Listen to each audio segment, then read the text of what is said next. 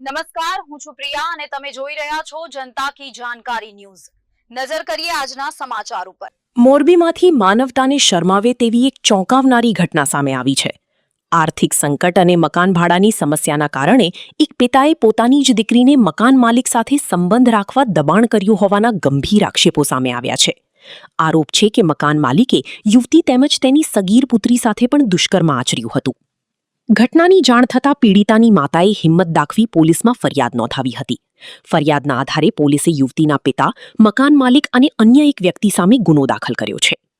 મોરબી પોલીસે તાત્કાલિક કાર્યવાહી કરીને મુખ્ય 2 આરોપીઓની ધરપકડ કરી લીધી છે, જ્યારે અન્ય એક આરોપીની શોધખોળ ચાલુ છે। ઘટનાને લઈને સમગ્ર વિસ્તારમાં ભારે રોષ ફેલાયો છે અને લોકો આરોપીઓ સામે કડક કાર્યવાહી કરવાની માંગ કરી રહ્યા છે।